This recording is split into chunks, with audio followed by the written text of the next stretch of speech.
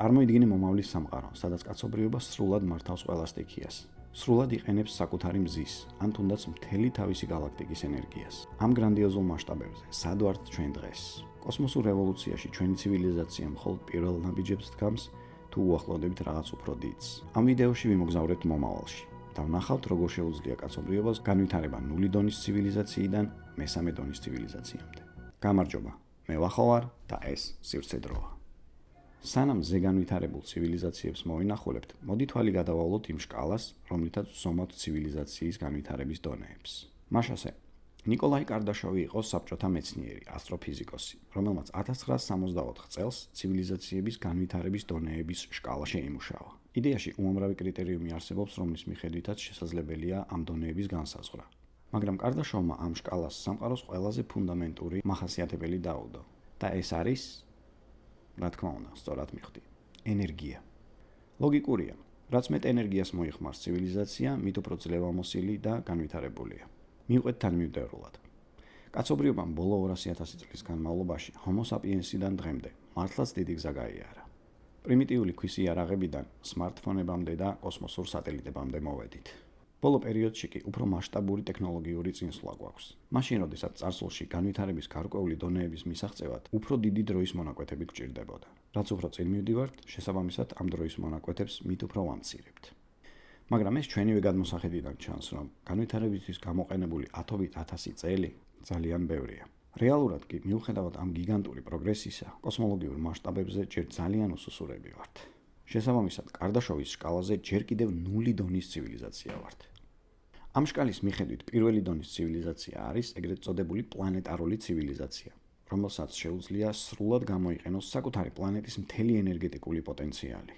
ეს ნიშნავს, რომ ცივილიზაცია ეფექტურად იყენებს წყალის, ქარის და სხვა ბუნებრივ რესურსებს. ასევე მთლიანად ითვისებს მზის იმ მთელ ენერგიას, რომელიც პლანეტაზე აღწევს. ასეთი ცივილიზაცია სრულად აკონტროლებს პლანეტის კლიმატს, ამინდს და საერთოდ არ ეშინია ენერგეტიკული კრიზისების, რადგან მისი ენერგია ამოუწურავია. და სად ვართ ჩვენ დღეს? ათეულ ათასობით წლის განმავლობაში ასეთი პროგრესის შემდეგ მაინც ნული დონის ცივილიზაცია ვართ? საქმე არც თლად ასე წუდადაა. ჩვენი პროგრესისა და ამჟამად გარემოდან ათვისებული ენერგიის მოცულობის მიხედვით დაახლოებით 0.75 დონეზე ვართ. ჯერჯერობით ნამდვილად არ შეგვიძლია სტიქიების მართვა. მზიდან დედამიწამდე მოღწეული ენერგიის მხოლოდ მცირე ნაწილს გარდაქმნით ჩვენს სასიკეთოდ და ასე შემდეგ. მაგრამ თუ ჩვენ შევინარჩუნებთ ყოველწლიურ იმ ტექნოლოგიურ ზრდას, რაც გვაქვს, დაახლოებით 1.5%-იანი ზრდა ყოველწლიურად, ჩვენი ცივილიზაცია პირველ დონეს დაახლოებით 900.000 წელში მიაღწევს. შკალის მიხედვით მეორე დონის, ანუ ვარსკვლავური ცივილიზაცია ნიშნავს ისეთ ცივილიზაციას, რომელსაც შეუძლია თავისი მზის, ანუ თავისი ვარსკვლავის მთელი ენერგიის სათავისოდ გამოყენება. წარმოიდგინე, მზე მხოლოდ ერთ წამში იმდენ ენერგიას ასხივებს, რასაც მთელი კაცობრიობა ერთი წლის განმავლობაში იყენებს. ამ ცივილიზაციისთვის უპრობლემოდ იქნება შესაძლებელი პლანეტათშორისი მოგზაურობები და ამ პლანეტების, მაგალითად ვენერა, მარსი, ან თუნდაც მთვარე, ტერაფორმირება. ტერაფორმირება არის სხვა პლანეტების გარემოს გარდაქმნა ისე, რომ გავდეს დედამიწის გარემოს და შესაბამისად ადამიანისთვის იქ ცხოვრება შესაძლებელი გახდეს. ეს პროცესი მოიცავს ტემპერატურის, ატმოსფეროს, წყლის არსებობისა და სხვა ეკოლოგიური პირობების ცვლილებას, რათა პლანეტა, ან თუნდაც მთვარე, საცხოვრებლად გამოსადეგი გახდეს. ჩვენ ნამდვილად არ ვიცით ასეთი ცივილიზაციები არსებობენ თუ არა, მაგრამ სამაგიეროდ ვიცით ის, რომ ფიზიკის კანონები მთელ სამყაროში ერთნაირია. ანუ ნებისმიერი ცივილიზაცია მიუხედავად განვითარების დონისა ვალდებულია ამ კანონებს დაემორჩილოს. შესაბამისად, თუ მათ ექნებათ პრეტენზია, რომ მთელი თავისი ვარსკვლავის ენერგია აითვისონ, ფიზიკის კანონების მიხედვით ამის ერთადერთი შესაძლებელი ვარიანტი დაისონის სფეროა. უდიდესი ბრიტანელ-ამერიკელი ფიზიკოსის ფრიმან დაისონის ჰიპოთეზის მიხედვით, მათ სფერულ გარსში უნდა მოაქციონ საკუთარი პლანეტა და მზე, ანუ საკუთარ მზესთან ერთად უნდა ჩაიკეტონ სოლარ პანელებიან სფეროში. ფანტასტიკურად ჟღერს, არა? მეცნიერება ფანტასტიკაა, მაგრამ რეალური. ასეთი ცივილიზაციისთვის ერთადერთი საფრთხე საკუთარი ვარსკვლავის დაბერება და შესაბამისად აფეთქება იქნება. მაგრამ განვითარების დონიდან გამომდინარე მათ უპრობლემოდ შეეძლებათ ახლომდებარე ვარსკვლავების კოლონიზაცია და მის რომელიმე პლანეტაზე გადაცხოვრება. სხვათა შორის დაისონის სფეროს კანდიდატები უკვე ნაპოვნია. ამ გარსის გამო ისინი ინფრაწითელ სპექტრში ასხივებენ, რაც უკვე დაფიქსირებულია.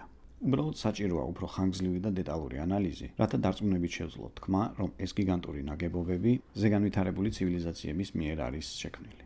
აქ საინტერესო კიდევ ის არის, რომ თუ ოდესმე სხვა ცივილიზაციის კვალს მივაგენით, დიდი ალბათობით ისინი უფრო მეტად განვითარებული იქნებიან ვიდრე ჩვენ. ამის მიზეზი ისაა, რომ ჩვენს galaktikაში არსებული ვარსკვლავების უმეტესობა ჩვენს მზეზე ასაკოვანია. შესაბამისად, თუ მათ გარშემო არსებულ პლანეტებზეც ჩაისახაოდეს რაღაც სიცოცხლე, ისინი ლოგიკურად ჩვენზე მეტად განვითარებული უნდა იყვნენ დღეს.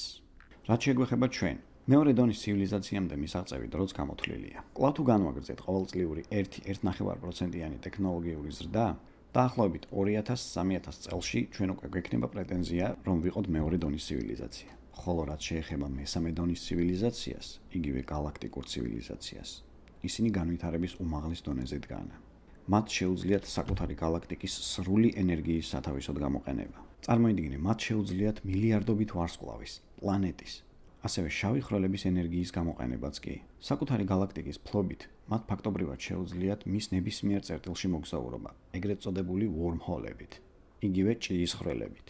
ფილმ ინტერსტელარიდან გემახსოვრებათ ჭიის ხვრელი, რომლის საშუალებითაც ასტრონავტების გუნდი ჩვენი galaktikis შორეულ უბანში ძალიან მოკლე დროში გადადიან. ეს ზეგანვითარებული ცივილიზაცია ასევე აგებს გიგანტურ კონსტრუქციებს, მაგალითად galaktikურ ქსელს, რომელიც ვარსკვლავურ სისტემებს ერთმანეთთან აკავშირებს. მათ შეუძლიათ შეცვალონ მატერიის სტრუქტურა, შექმნან ახალი ქიმიური ელემენტები და გარდაქმნან პლანეტებიც კი თავიანთი საჭიროების მიხედვით. შესაძლოა ისინი იყენებდნენ ეგზოტიკური ენერგიის წყაროებს, როგორიცაა მაგალითად შავი ხვრელების გარშემო არსებული ენერგია, იგივე აკრეციული დისკი, რაც შავი ხვრელის მიერ ციური სხეულის გადაყლაპვისას ჩნდება და ასე შემდეგ.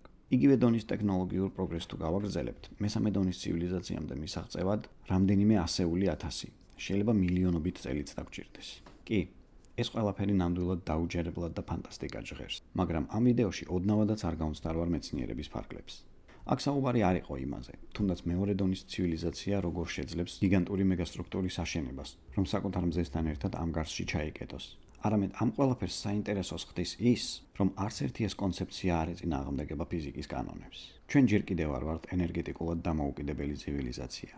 შეიძლება 1000 წლეულები, ან კიდევ უფრო მეტი დაგჭირდეს, მაგრამ როგორც ერთიანმა საზოგადოებამ, თუ კი ერთმანეთის მოსმენა ვისწავლეთ, გადავრჩით და განვითარდით, ოდესღაც იქნებ მართლა მიაღწიოს კაცობრიობამ მესამე დონის ცივილიზაციას. ამისთვის კი პირველ რიგში თანაარსებობა უნდა ვისწავლოთ. ვერანაირი ტექნოლოგია ან დაისონის სფერო ვერ გვიშველის, თუ კი იმავდროულად ერთმანეთს ვანადგურებთ უამრავი დაპირისპირებებით, ომებით. ჩვენ, ადამიანები, ერთადერთი ცნობიერი სიცოცხლე ვართ, რომელსაც ვიცნობთ მთელ სამოსასრულო კოსმოსში. ჩვენი თავის გარდა არავინ ყავს, მაგრამ ხშირად ვივიწყებთ ამას. ვივიწყებთ, რომ ჩვენი ოცნებები, შიშები, სიხარული და ტკივილი ერთმანეთისას გავს.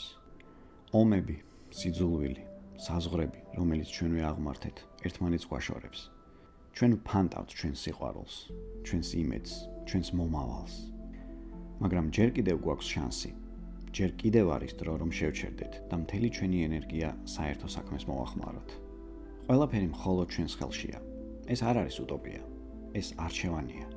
ჩვენი ერთადერთი სახლი კი ჩვენი პლანეტა დედამიწაა. პატარა ლურჯი წერტილი უკიდეგანო სამყაროში. საკუთარ სახლზე ზრუნვა კი მხოლოდ მეცნიერების საქმე არაა, ეს ყველას საქმეა. შენიც, ჩემიც, თითოეული ჩვენგანის. ეს პლანეტა ჩვენ არ გვეკუთვნის. ჩვენ მასზე მხოლოდ სტუმრები ვართ. და როდესაც სადღაც სტუმარი ხარ, ყოველი ნაბიჯი ფრთხილად უნდა გადადგა.